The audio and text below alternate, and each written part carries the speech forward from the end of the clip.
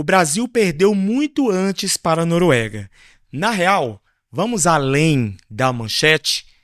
Nós estamos aqui de volta na segunda temporada do Na Real com Silas Fernandes. Aqui nós vamos falar sobre tudo, um pouco de cada, né? Teologia, filosofia, neurociência, cultura pop, política. Sabe por quê? Uma coisa que todo brasileiro é: especialista em tudo, né? Principalmente nas redes sociais, não é verdade? Então, está aqui a minha contribuição, a minha opinião. Você é obrigado a aceitar? Não. Mas eu também não sou obrigado a aceitar a sua. Então, ficamos combinados dessa forma e eu vou expor aqui a minha opinião. Se fizer sentido para você, deixe o seu like, comente, compartilhe, que eu tenho certeza de que pelo menos um pouquinho de valor no que eu vou expor aqui para vocês, vocês vão curtir, beleza? Gente, na real o Brasil já vem perdendo da Noruega há muito tempo. A Noruega só fez o papel de escancarar isso por meio de um placar. E hoje eu quero expor isso aqui para vocês. Alguns pontos que eu até anotei aqui para que nós possamos entrar falando deste assunto. Primeiro, tem gente que acha que o problema foi o técnico, né? O Ancelotti, né? De não ter colocado o Neymar, por exemplo, desde o início do jogo, o Endrick desde o início do jogo, entre outros jogadores ali que, aos olhos, né, dos especialistas de internet, que nunca chutou uma bola sequer, quer opinar. Mas aqui não é o objetivo, eu não estou aqui para censurar você, você pode dar a sua opinião, até porque eu também não sou especialista em futebol. Contudo, nós podemos pegar todas essas opiniões e ver o que a população, a grande massa, a sociedade achou em relação ao jogo. Algumas pessoas, inclusive, começou até a criticar também ter tirado, por exemplo, o Martinelli, né? O 22. Algumas pessoas até debocham, brincam, falando que o 22 é o que resolveria toda a partida e quem deveria sair de fato era o 13, né? Gente, se formos falar sobre os erros, vamos expor inúmeros erros aqui. Nós vamos falar sobre o pênalti mal cobrado ali pelo Bruno Magalhães. Vamos falar também da falta, né, de liderança ali do Vini Júnior em relação de assumir a responsabilidade e chutar o pênalti. Já ouvi tantas pessoas dando opiniões falando: na Argentina é o Messi, em Portugal é o Cristiano Ronaldo, né? Lá na Espanha, né, temos o Lamine Yamal e entre outros craques ali. Temos na França o Mbappé. Então, assim, muitas opiniões. Todo mundo tem opinião para tudo. Mas a pergunta é que não quer calar: por que o Vini Júnior não bateu no peito, e assumiu essa responsabilidade? Até porque, se o Neymar estivesse jogando, eu tenho certeza que o Neymar bateria no peito e teria cobrado esse pênalti. Até pela sua experiência, considerado o maior, né, do mundo para bater pênalti, né? E só que, infelizmente, também, por questões políticas, muitos brasileiros torceram contra o Neymar e queriam jogar a responsabilidade, a culpa nas costas do Neymar. Ainda bem que o Neymar, pelo menos, conseguiu fazer um gol de pênalti, sabe? Para finalizar a sua carreira, né? Como jogador profissional ali na Copa do Mundo. E o Neymar sabe, né? Tanto é que as lágrimas, ele não conseguiu conter as lágrimas ali no finalzinho do jogo e acabou se derramando mesmo, porque ele sabe que ali estava sendo um término, né, um desligamento, digamos assim, de um sonho de infância, né, como tantos outros garotos, né, outras crianças espalhados pelo nosso Brasilzão aí, tem um sonho de um dia ser como o Neymar da vida, né? Como um Pelé, como um Garrincha, como um fenômeno, né? Como o bruxo Ronaldinho Gaúcho. Mas, enfim, o saudosismo né, fica para trás, até porque eu posso te dizer que nostalgia não marca gol, não é verdade? Gente, mas o seguinte, ó, nem toda derrota pública, né, começa com pequenos fracassos expostos, né? Começa com fracassos no privado, no secreto, entende? E eu quero dizer aqui para vocês sobre a filosofia da derrota. O que seria a filosofia da derrota? Ela vai ensinar uma coisa muito interessante para todos nós. Primeiro, uma civilização, ela começa a morrer, presta atenção nisso, quando passa mais tempo admirando o passado do que construindo um futuro. E isso ficou nítido nessa Copa de 2026. Sabe por quê? Vivíamos de memes, né?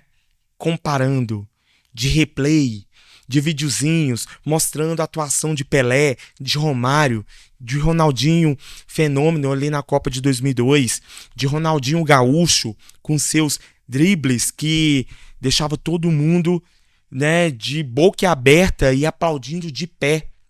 Na verdade, como se a nostalgia fosse entrar em campo ali e de fato baixasse ali o espírito desses craques ali nos jogadores atuais dessa nova geração, né?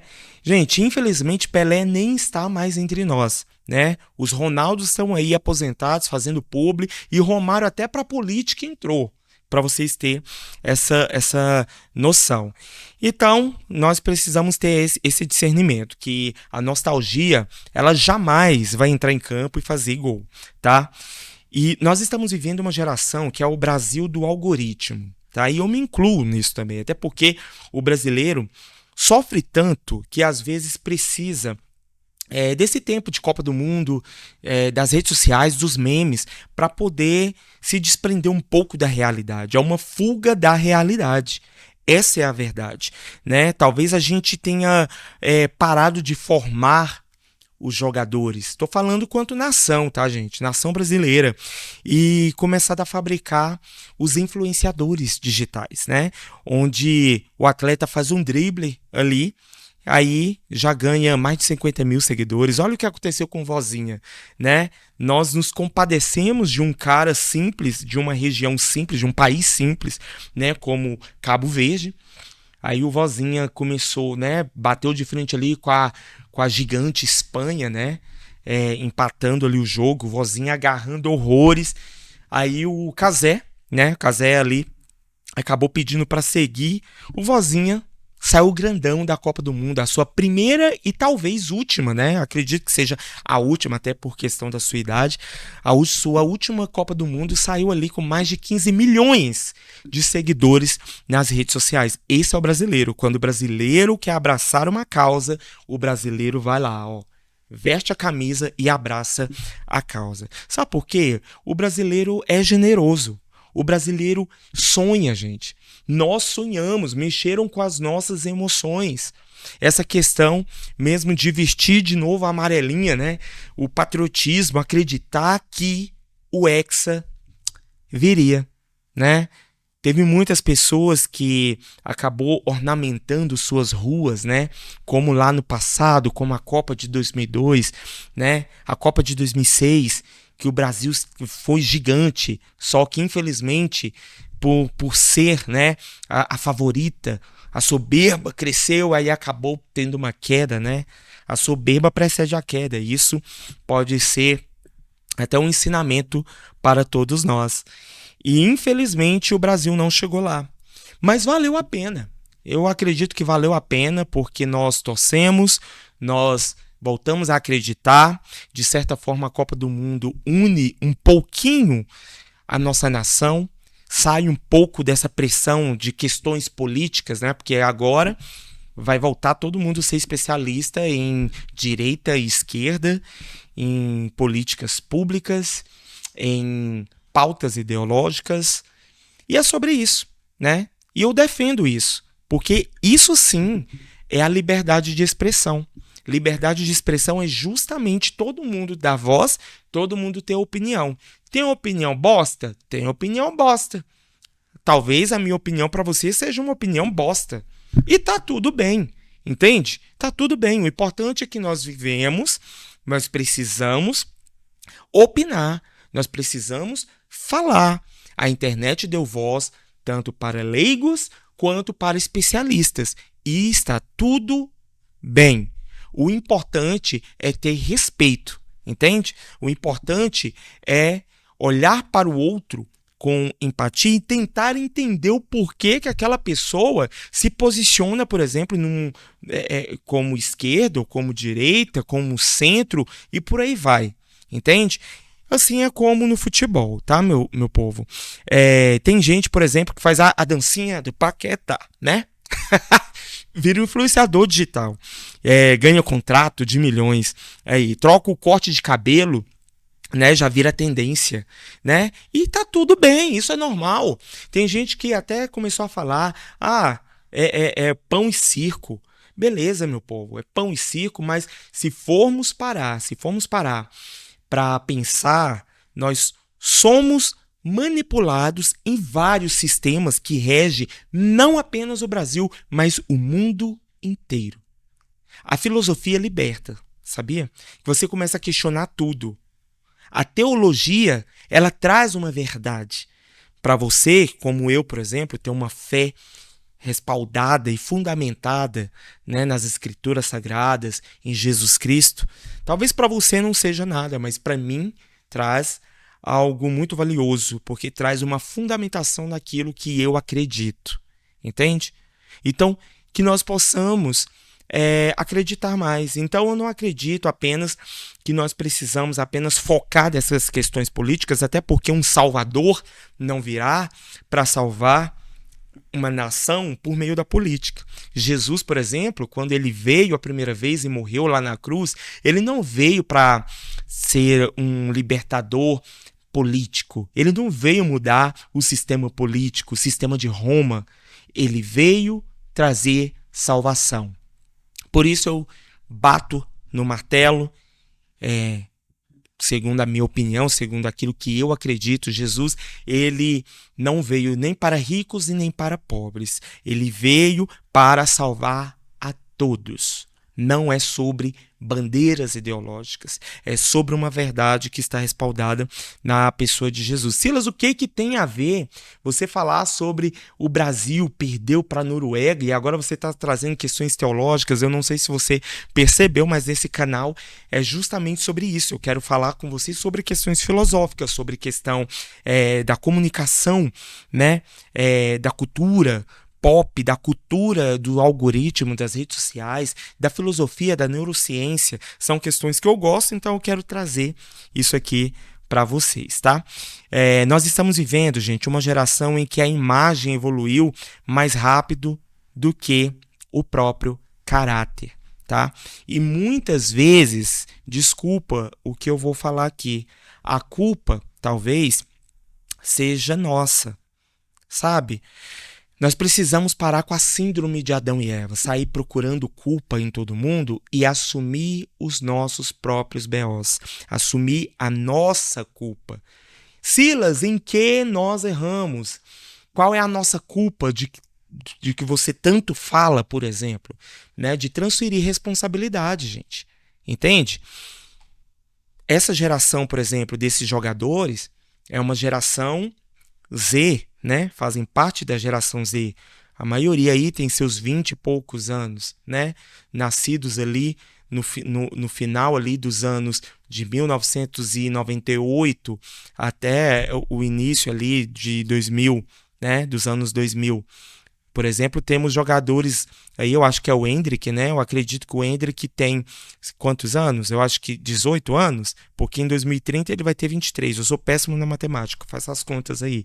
Então, talvez seja filho, né, de pessoas da geração Y, dos milênios nossos. Como que você, dessa geração Y, tem educado o seu filho da geração Z? Porque os nossos pais da geração X, eles nos ensinaram e nos educaram de uma forma. E talvez você quer proteger demais o seu filho com aquele pensamento. Eu fui educado dessa forma pelos meus pais, de forma rígida. Mas formou um caráter em você. Eu não estou falando que o pessoal da geração Z não tenha caráter. Não é isso. Mas você pode perceber por meio de qual educação você tem dado para o seu filho. Entende? Você tem ensinado o seu filho a lidar com a perda, com a frustração? Porque nós fomos ensinados dessa forma. Nós fomos ensinados a não se colocar em um estado de vitimista. Perdeu, tropeçou, perdeu o emprego, caiu, levanta a cabeça, erga a cabeça, ó, bate no peito e continue a vida, né? Como diz o anime, né? O Procurando Nemo, que tem aquele peixinho, esqueci o nome da peixinho agora, gente, o azulzinho lá, né? Continue a nadar, entende? Gente, bata no peito, continua, avança, entende? Infelizmente, o Brasil perdeu, vivemos esse momento, né, de união aqui no país, torcendo todos com garra aí pelo Brasil, acreditando que talvez o Brasil pudesse pelo menos passar pela Noruega, mas infelizmente não deu. Então, que venha 2030 e que nós possamos refletir e aprender com essa perda, tá? O nosso cérebro, ele foi sequestrado, né? A neurociência fala sobre isso. Sabe por quê? Por likes, por stories, por reels, vídeos curtos, dopamina, né? Nós estamos sendo treinados para amar resultados de forma rápida, celery, entende? Todo mundo, o Brasil perdeu, todo mundo já criando meme, todo mundo já querendo opinar o que foi de errado, o que foi de certo, todo mundo especialista em tudo. Gente, mas sabe de uma coisa? A excelência nunca foi rápida, tá? Disciplina é chata, tá? Constância é silenciosa e algoritmo nenhum recompensa isso. Temos aí Cristiano Ronaldo, né? Hoje é a persona, né, da disciplina, né? Temos aí a constância silenciosa de Lionel Messi, né? Considerado o maior, pessoas até falando que ele se equipara ou ultrapassa ao rei Pelé, né? Considerado o rei do futebol, Pelé. Aí é discussão para outros momentos e por pessoas que realmente entendem de futebol. Eu não entendo muito de futebol, eu entendo de algumas questões que eu posso falar que eu estou trazendo aqui, mas algo mais a fundo de números, né, em relação ao futebol, eu não entendo, então não vou nem entrar nessa questão. Você que entende pode comentar aqui no vídeo, tá? O sucesso faz barulho, o preparo faz silêncio, tá? Mas calma, vamos lá.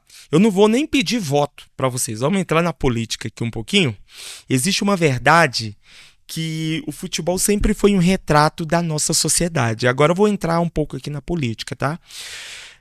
Quando falta planejamento, né? Quando sobra, né, o improviso, quando as instituições se acomodam, o esporte sente, tá? Porque o futebol nunca foi uma ilha. É uma conexão, tá tudo conectado, né? Nós vivemos por muitos anos numa cultura de que não se podia, né, discutir política, futebol e religião, né? Fazendo com que nós não parássemos para refletir, viramos muitas vezes até uma questão de manipulação, né? De não poder refletir sobre esses assuntos, e por isso muitas pessoas hoje são ignorantes no quesito política, na questão de futebol, na questão da religião e por aí vai.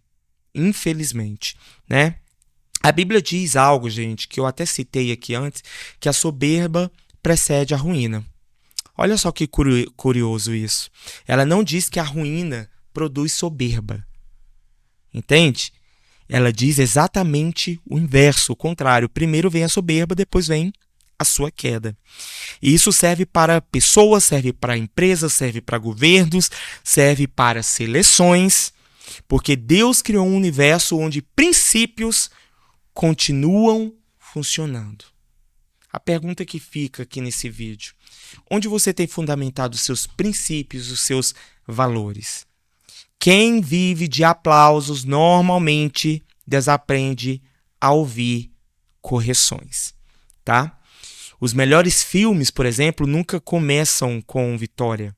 O Batman cai, o Homem de Ferro fracassa, entendeu?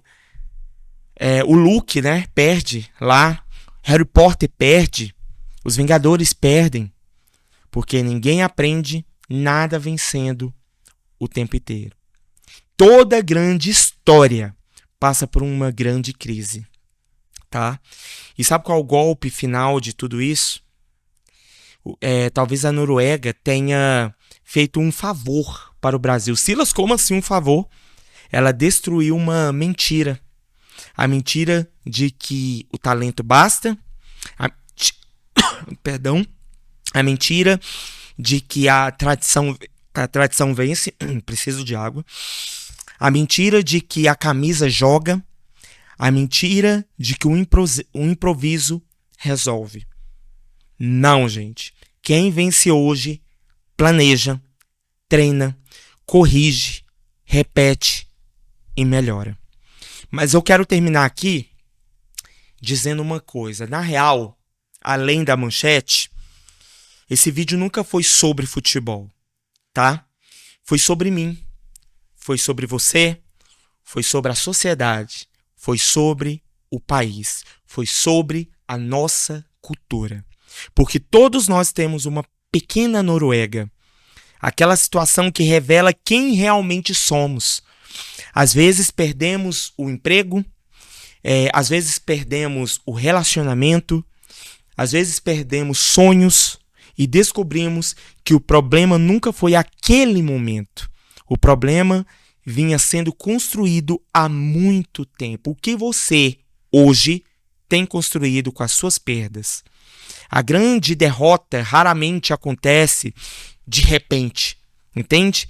Elas apenas ficam visíveis de repente. Foi o que aconteceu com o placar de 2-1, de forma amarga. O Brasil perdeu para a Noruega, mas a pergunta que realmente importa é outra. Qual derrota silenciosa você, que está assistindo esse vídeo, ainda insiste em chamar de azar? Porque antes de perdermos para alguém, normalmente já estamos perdendo para nós mesmos. Para de transferir a culpa para outro. Assuma a sua responsabilidade. Assuma o seu BO. Eu sou Silas Fernandes e esse foi o Na Real. E lembre-se, na real, nós vamos além da manchete, tá bom? Até o próximo. Fui.